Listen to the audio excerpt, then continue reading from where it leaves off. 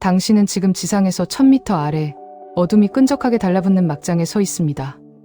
섭씨 40도가 넘는 고열 때문에 숨을 쉴 때마다 폐가 타들어가는 것 같습니다.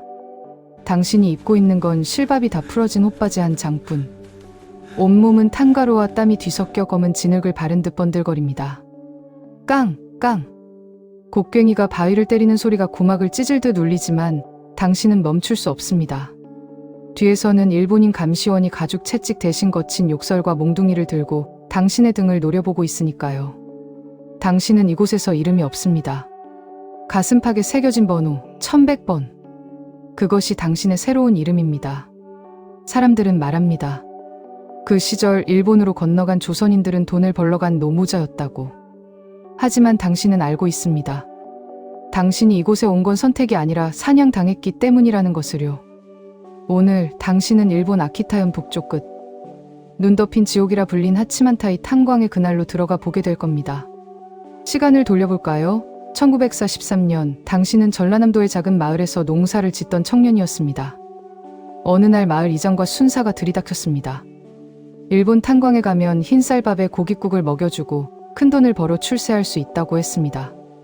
그것은 모집이라는 이름의 사기였고 거부하면 국민직용령이라는 이름의 협박이 뒤따랐습니다. 당신은 노부모와 어린 동생들을 위해 떨리는 손으로 도장을 찍었습니다. 하지만 부산항에서 시모노세키로 향하는 관부 연락선에 올라탄 순간 당신은 직감했습니다. 무장한 헌병들이 당신들을 짐짝처럼 화물칸에 몰아넣는 것을 보며 이것은 일하러 가는 길이 아니라 죽으러 가는 길임을 깨달은 거죠. 기차는 며칠을 달려 일본 동북부에 오지 아키타현 하치만타이에 도착했습니다.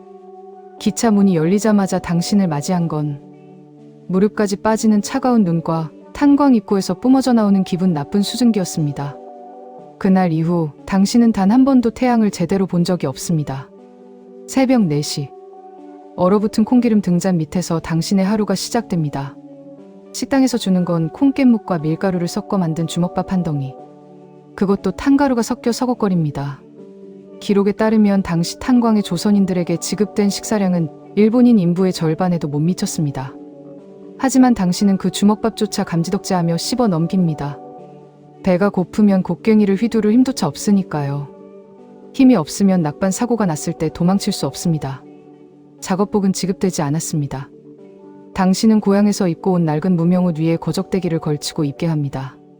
하치만타이 탄광은 유독 황화수소 가스가 많이 분출되는 곳이었습니다. 가스 냄새가 진해지면 쥐들이 먼저 도망갑니다. 당신은 쥐들의 움직임을 살피며 목숨을 건 채탄 작업을 이어갑니다. 한 번 입갱하면 12시간, 때로는 18시간 동안 지상으로 나오지 못합니다. 소변과 대변은 막장 구석에서 해결해야 했고 그 오물 냄새가 탄가루와 섞여 진동했습니다. 하지만 당신을 가장 괴롭힌 건 악취가 아니라 고향집 마루에 앉아 먹던 보리밥 한 그릇의 기억이었습니다. 누워라. 누워. 탄맥이 좁아지는 구간에 이르면 당신은 옆으로 누운 채 기어 들어가야 합니다. 높이 50cm도 되지 않는 틈새. 그곳에 누워 머리 위를 가로막은 수천 톤의 바위를 바라보며 곡괭이질을 합니다. 천장에서 물이 뚝뚝 떨어집니다.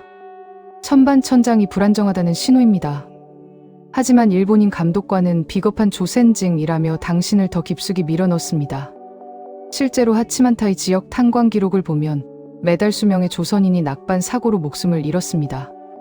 바위에 깔려 죽거나 가스에 질식해 죽거나 죽음보다 비참한 건 시신 수습입니다. 동료가 바위에 깔려 죽어도 작업은 멈추지 않습니다. 시신을 대충 가마니에 싸서 구석으로 치워두고 당신은 다시 곡괭이를 들어야 합니다.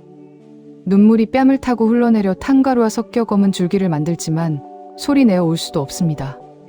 울면 내가 돌아오니까요.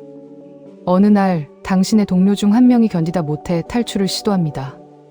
밤중에 산을 넘어 도망치려 했지만 아키타의 눈 덮인 산은 조선 청년에게 자비롭지 않았습니다. 다음날 아침 그는 피떡이 된 채 끌려 돌아왔습니다. 일본인 관리자들은 병사들을 집합시켜놓고 본보기를 보여주겠다며 그를 매달았습니다. 사료에 따르면 탈출하다 잡힌 조선인들은 문어방다 코베아이라 불리는 감옥에 갇혀 쇠사슬에 묶인 채 매질을 당했습니다. 당신은 그 광경을 고개를 숙인 채 지켜봅니다. 분노가 가슴을 찌르지만 당신의 손엔 무기가 없습니다. 당신이 할 수 있는 저항은 그저 벽면에 새겨진 일본어 낙서 옆에 작게 한글로 이름을 적어 넣는 것 뿐입니다. 어머니 보고 싶다. 배가 고프다. 고향으로 가고 싶다. 하치만타이 탄광 벽면에는 실제로 이런 글귀들이 수없이 발견되었습니다. 그것은 단순한 낙서가 아니라 지옥에서 자신의 존재를 증명하려 했던 마지막 비명이었습니다. 1945년 8월 15일, 갑자기 탄광 안에 기계들이 멈췄습니다. 일본인들이 수군거리더니 하나둘 사라지기 시작했습니다. 라디오에서 들려오는 천황의 목소리. 전쟁이 끝났다는 소식이었습니다. 당신은 동료들과 껴안고 울었습니다. 이제 고향으로 갈 수 있다고, 이제 태양을 볼 수 있다고 믿었습니다. 하지만 현실은 냉혹했습니다. 일본 기업은 당신들에게 지급해야 할 미불 임금을 나라가 망해서 줄 수 없다며 나 몰라라 했습니다. 심지어 일부 탄광에서는 증거를 없애기 위해 조선인들을 배에 태워보낸다며 수장시키거나 탄광 입구를 폭파해 매몰시켰다는 괴소문까지 돌았습니다.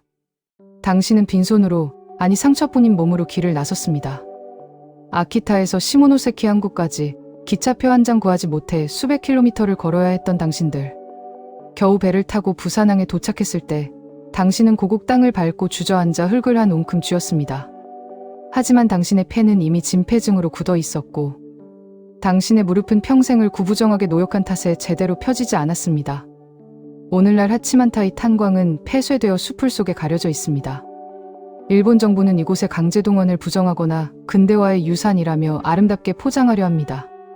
하지만 역사의 진실은 그 어두운 갱도 속에 여전히 박혀 있습니다. 당신은 영웅이 아닙니다.